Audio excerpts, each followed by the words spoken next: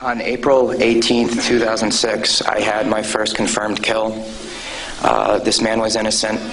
I don't know his name. I called him the Fat Man. He was walking back to his house, and I shot him in front of his friend and his father. The first round didn't kill him after I had hit him up here in his neck area. And afterwards, he started screaming and looked right into my eyes.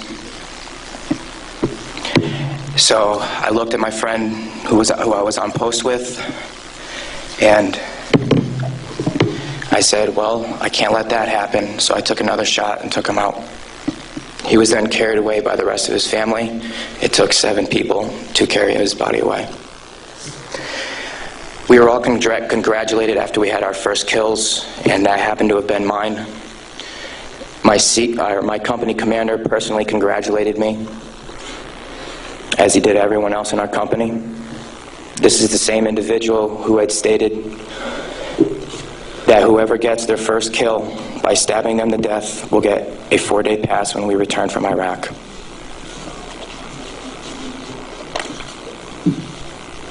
There was one incident where we got into a firefight just south of the government center, about 2,000 meters. We had no idea where the fire was coming from, and the way our rules of engagement were, pinpoint where the fire is coming from and throw a rocket at it. So with that being said, we still didn't know where the fire was coming from, and an 84 millimeter rocket was shot into a house. I do not know if there was anyone in it. We do not know if that's where the fire was coming from, but that's what was done. Please go to the next image.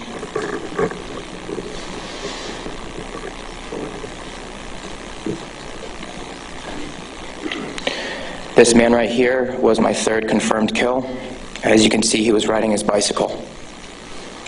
Later on in the day, we went ahead and we had CBS Laura Logan with us, but she was with the other squad.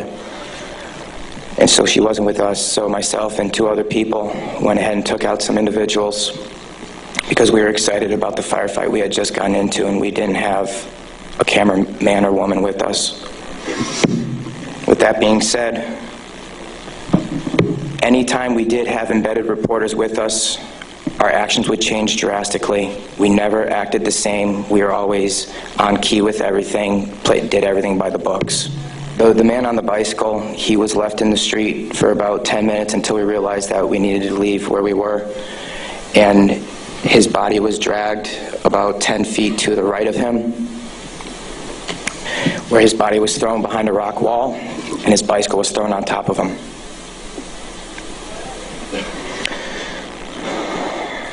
Another thing that we used to do a lot was recon by fire, where we would go ahead and try to start a firefight if we felt threatened in any way, shape, or form. There's one particular incident where we were working with the Iraqi Army and the Iraqi Special Forces in downtown Ramadi, and with our squad and the Iraqi Army, there was also lieutenant colonels, majors, first sergeants, and sergeant majors. Sergeants major. With that being said, the Iraqi Army would go into the house, kick in the doors, and then go ahead and shoot. And there were loud bursts of machine gun fire. We thought we were taking fire, but then we later found out that it was them.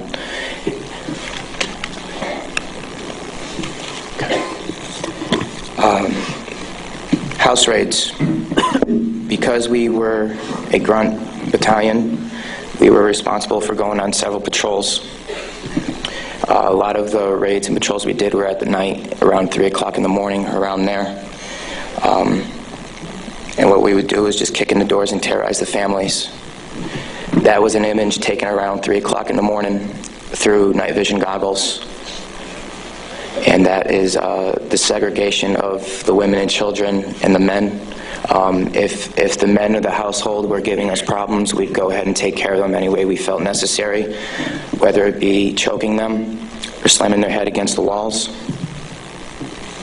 If you go back to that one picture, that was one man that was taken care of in a very bad way. because of all the wiring that he had. We considered it IED making material. On my wrist, there's Arabic for FU. I got that put on my wrist just 2 weeks before we went to Iraq because that was my choking hand. And anytime I felt the need to take out aggression, I would go ahead and use it. Please go to the next picture. Next. There's an instance of detainees and how they were treated in a nice manner. Next. That is the Fatima Mosque minaret. As you can see, it is written with bullet holes and holes in the top of it. Those were from mortars. And the next video that I'm going to show you is a tank round that went into that minaret, where we weren't sure if we were taking fire or not.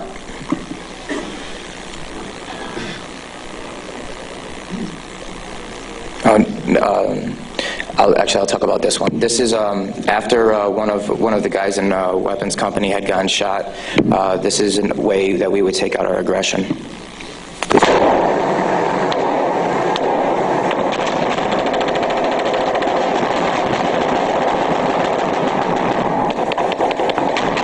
For those of you who don't know, it is illegal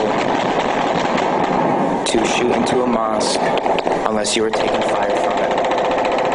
There was no fire that was taken from that mosque. It was shot into because we were angry. Can you please play the next video?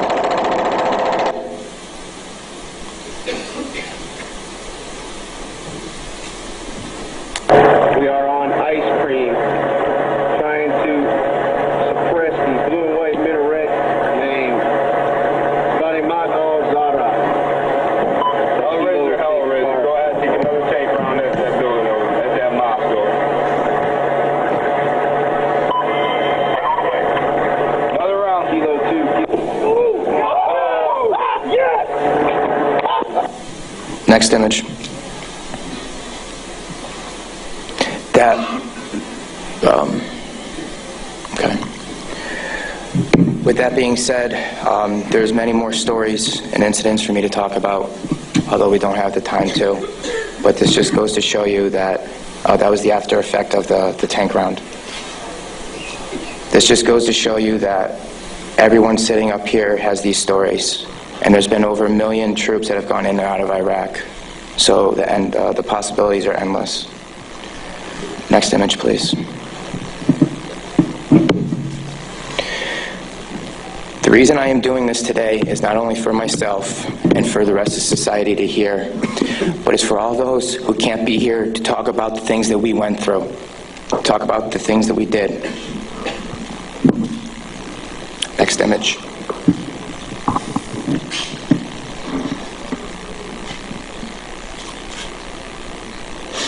Those 4 crosses and this memorial service were for the 5 guys in Kilo Company, 3rd Battalion, 8th Marines that we lost. Throughout our unit, we had 18 that got killed.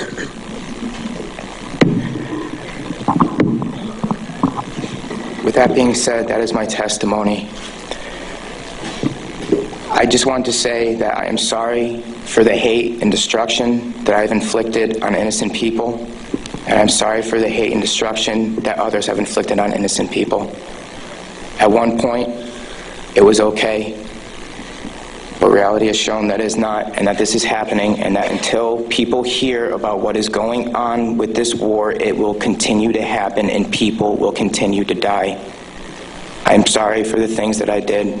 I am no longer the monster that I once was. Thank you.